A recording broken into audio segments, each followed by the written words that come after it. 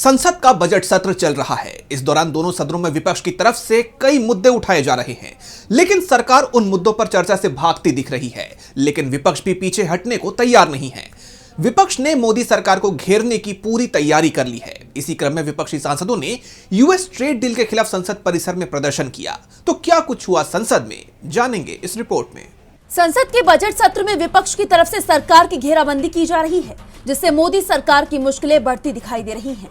सदन में सत्ता पक्ष और विपक्ष आमने सामने हैं। विपक्ष की तरफ से ट्रेड डील, चीन, मनरेगा समेत कई मुद्दों पर चर्चा की मांग की जा रही है, लेकिन सत्ता पक्ष चर्चा के लिए तैयार नहीं है। इसे किनारा करता दिखाई दे रहा है और अब विपक्ष ने भी सरकार के खिलाफ मोर्चा खोल दिया है। विपक्ष ने मोदी सरकार के खिलाफ यूएस ट्रेड डील को लेकर संसद परिसर में विरोध प्रदर्शन किया है। वापस लो, किसानों पर है संकट भारी, यूएस डील है अत्याचारी, किसानों पर है संकट भारी, यूएस डील है अत्याचारी,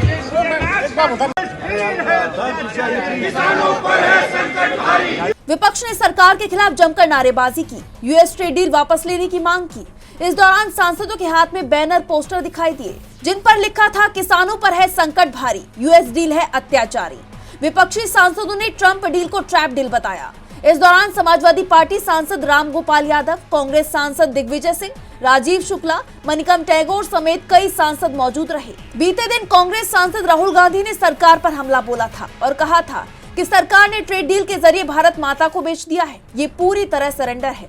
अब अमेरिका तय करेगा कि हम किससे तेल खरीदेंगे, हमारा फैसला प्रधानमंत्री नहीं करेंगे। राहुल के इस दावे पर सरकार की प्रतिक्रिया आई थी। वित्त मंत्री ने कहा कि देश को कांग्रेस ने 2013 में बेच दिया था और अब जिस तरह से विपक्ष लगातार ये मुद्दा उठा रहा है, उससे सरकार फंसती दिखाई दे रही है। विपक्ष ने अपने इस प्रदर्शन से साफ कर दिया है कि वो इस मुद्दे को इतनी आसानी से छोड़ने वाले नहीं है। ऐसे में सरकार की मुसीबत और बढ़ सकती है, ये तय माना जा रहा है। डीबी लाइव की रिपोर्ट।